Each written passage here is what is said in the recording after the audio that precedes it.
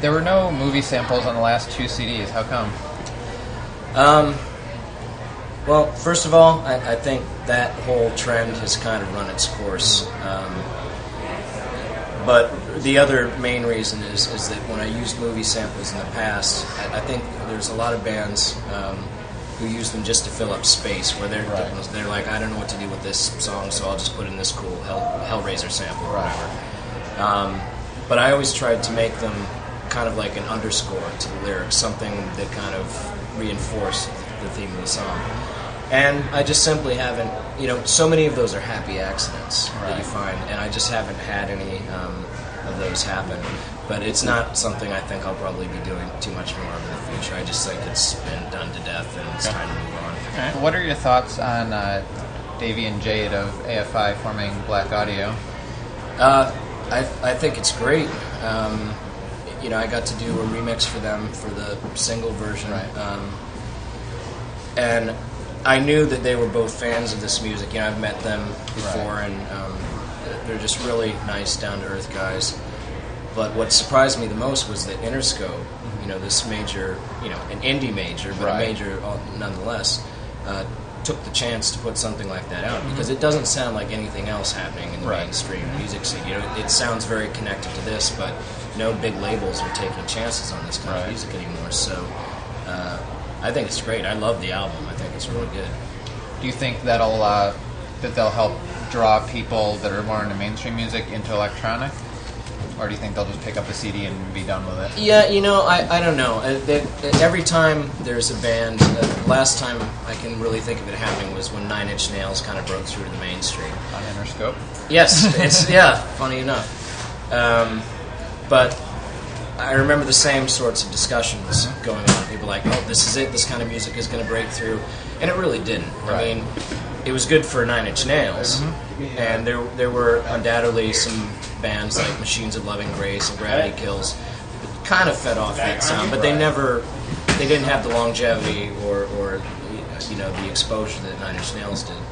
So I don't know. I mean, I know personally we've had a lot of AFI fans joining our MySpace, so I know it's helped. People see the remix and think, oh, I'll check these guys out. But whether it's going to be a huge revolution, I kind of doubt it. Right.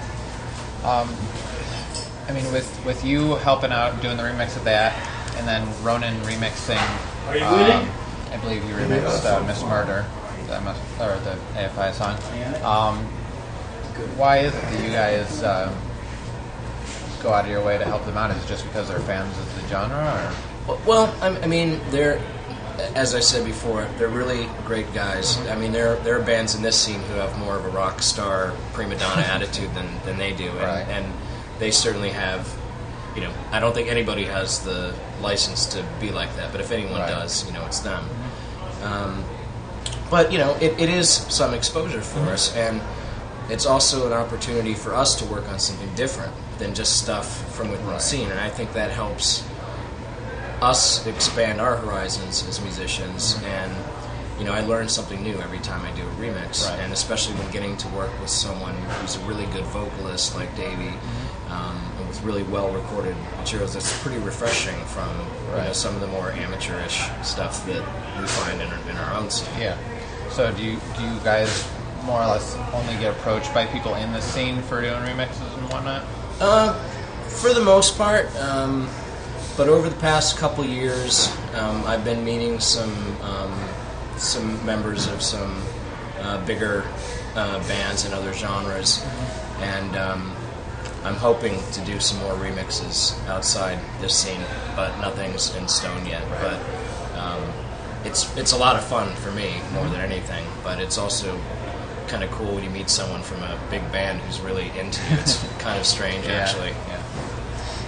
All right. The vocals on Raw and Madman's Dream are quite a departure from your normal lyrics. Or, I don't know, maybe vocals. Yeah. Why did you decide to change the way you sung that? Well, I just wanted to, I wanted to try some different things, just to keep it interesting for me.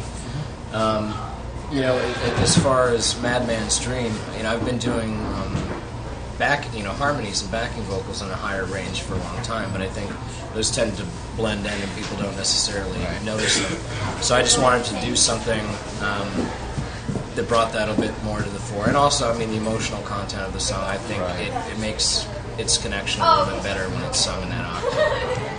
And, same thing with Raw. I just wanted to do something different that people wouldn't expect, to kind of keep the fans on their toes as well. You think you're going to do more of that kind of stuff in the future? Or? I think so. I mean, this was kind of like a tentative testing of the waters to see how accepting people will be of stepping outside our boundaries a bit. Right. And, I always like trying new things, so I hope to try some different things in the future as well.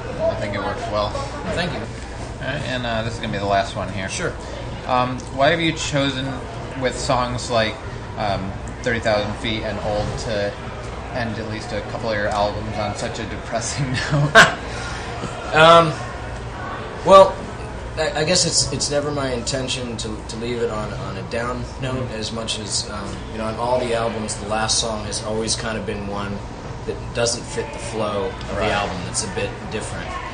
And I think it just so happened that the last two happen to be kind of downers as songs go. But I think also on the other end of it, some albums just kind of, the last song is almost as a fade. It's almost an afterthought that kind of blends into the background.